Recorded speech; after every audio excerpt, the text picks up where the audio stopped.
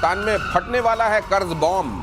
पाकिस्तान पर 6.50 लाख करोड़ रुपए का कर्ज, समय पर कर्ज नहीं चुकाने पर घोषित हो सकता है डिफॉल्टर। हालांकि इसका डर पाकिस्तान को लगता होगा मेजर गौरव। ना भाई, ये सब देखो, ये सब पाकिस्तानी कहते हैं कि इज्जत आने जाने वाली चीज है। इसमें स्ट्रेस नहीं लेना चाहिए कि बेइज्जती कर देंगे लोग, हम डिफॉल्ट हो जाएंगे। ये सब लाहौरियों के लिए इज्जत आने जाने वाली चीज है।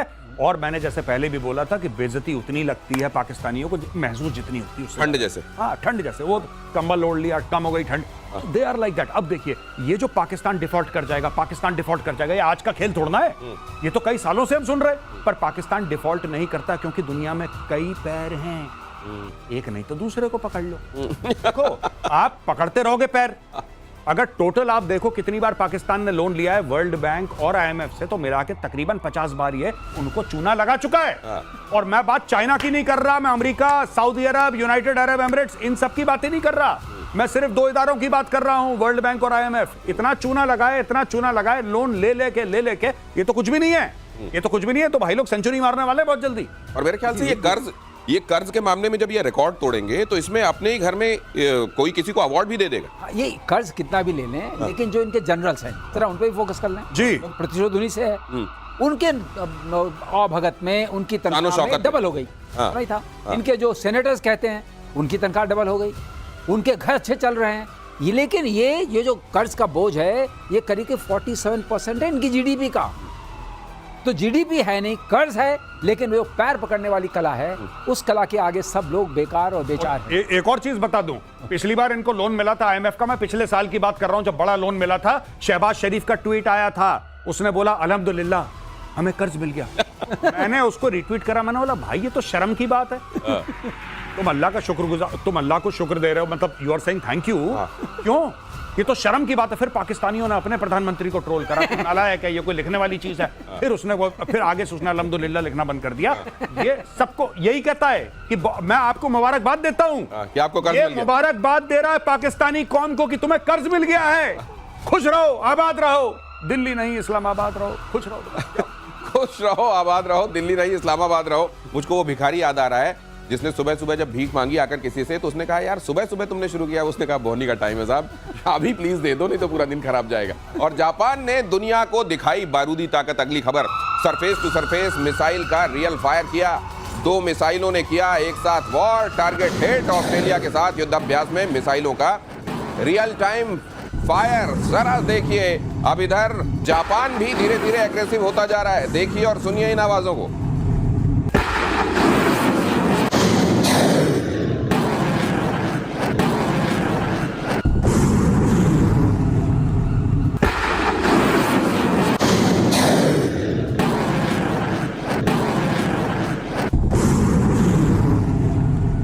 देखिए, ऐसा इसे सैल्वो फायरिंग कहते हैं। हाँ, कि आप एक के बाद आप जो फायर, सैल्वो फायरिंग, एक के बाद दूसरा।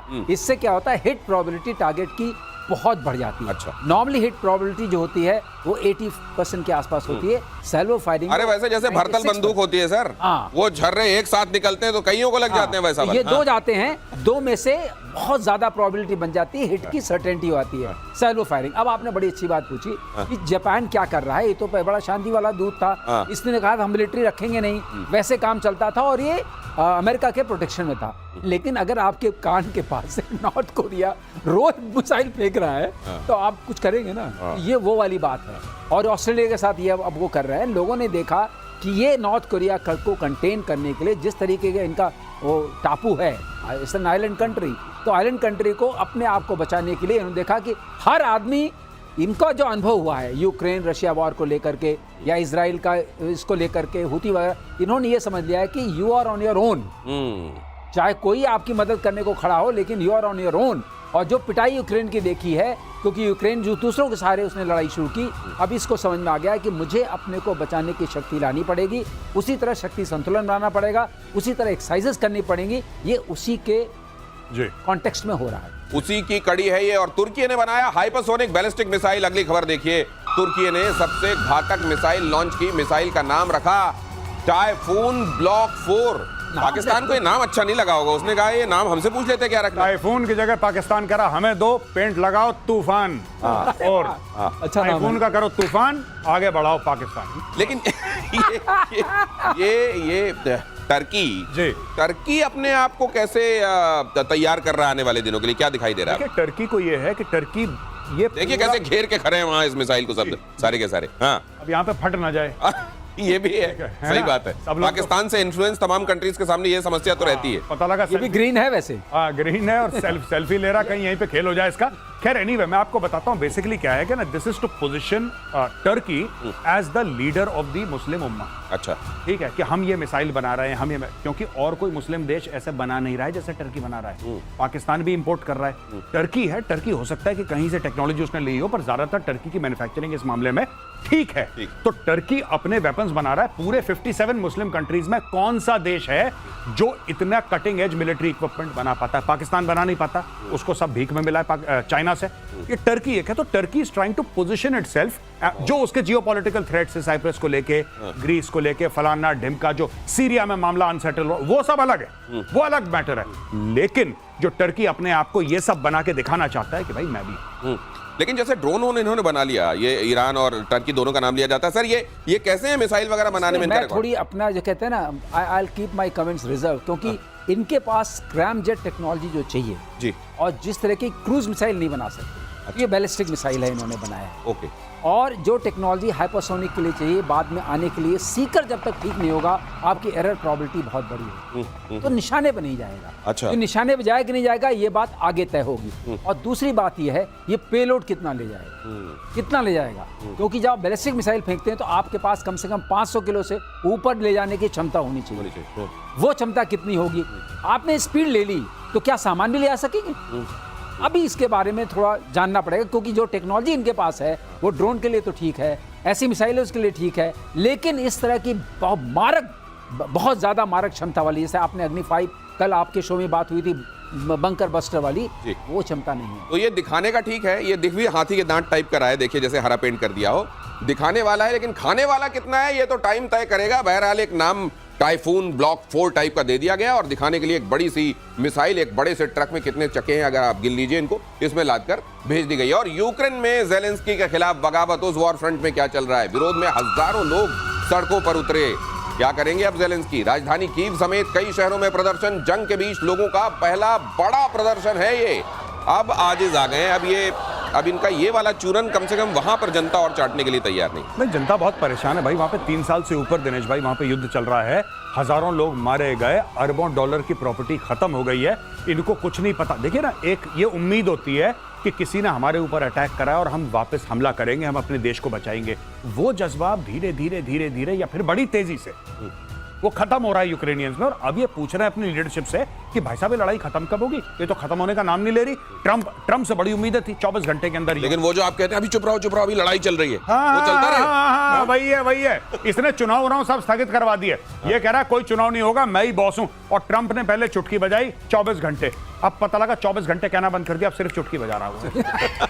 बोला नहीं, एक बात इसमें और हो गई है। इन्होंने अभी क्या किया, इनके ऊपर बड़े वो आक्षेप लगे कि करप्शन हो रहा है। तीनों एक लॉ लेके आए, जो करंट ट्रिगर ये है, एक लॉ लेके आए, वो था national anti corruption bureau establish किया। उस तरह का एक लॉ लेके आए जिसमें उन्होंने उसको सेंट्रलाइज कर दिया कि president of Ukraine will only decide कि क्या होना है, किसको आप किसके पीछे पड़ेंगे, किसके पीछे नहीं, कितना करप्शन करना है। उसके चक्कर में लाइव में, कीव में 4 जगहों पे प्रदर्शन हुए हैं। अच्छा। और वहां से कुछ वो भी आए हैं। तो इसका मतलब जनता इस बात से नाराज है कि करप्शन हो रहा है और तुम ही उसके रखवाले बन के फैसला करोगे कि करप्शन। जनता को समझ में आ गया है कि ये क्यों वॉर चल रही है, और इसलिए चल रही है, सामान बाहर से आएगा, उसका कोई ओवरसाइट नहीं है, कितना पैसा कहाँ गया, किसने लिया, कैसे लिया। बिल्कुल ऑलिगार्क्स की कंट्री है, इसमें कोई शक नहीं है। यूक्रेन भी ऑलिगार्क्स की ही कंट्री है, जहाँ कुछ बड़े रईस लोग हैं और सारा धन संपत्ति उन्हीं के पास है। ये इनका पाकिस्तान वाला ही मामला है दिनेश भाई। जैसे पाकिस्तान टेररिस्ट कंट्री है, लेकिन आपने बोला ना कि यूनाइटेड नेशंस में एंटी टेररिज्म वाले ग्रुप का हेड होगा ये पाकिस्तान। यही है जेलेंस्की को बोल दिया कि तू देखना करप्शन ना हो। सेमर हर्ष का आर्टिकल है, सेमर हर्ष एक सीक्रेट रिपोर्ट कोट करता है CIA की, जिसमें CIA ने बोला है कि आदमी चोर है और इस आदमी का ऑन रिकॉर्ड है। मैं चाहता हूं हमारे दर्शक जाके गूगल में देखें। इसने यानी कि जेलेंस्की ने बोला है कि जो पैसे आए थे ना, उसमें 100 अरब का मुझे नहीं पता कहां गए। आप जाके चेक करिए। 100 अरब का पता नहीं है कहां गए, तो आप समझ लीजिए कि वहां चल क्या रहा है। और जब ये इस तरीके की उथल पुथल जंग वाली स्थितियां रहती है ना, तो लोगों का भ्रष्टाचार की तरफ ध्यान कम जाता है। इसी तरह ये वॉर और एनार्की वाली स्थितियां बनी रहे तो ही ज़ेलेंस्की और उनकी कुर्सी सुरक्षित है। आज प्रतिशोध में हिस्सा लेने के लिए आप सभी का बहुत धन्यवाद, हमारे दर्शकों का आभार।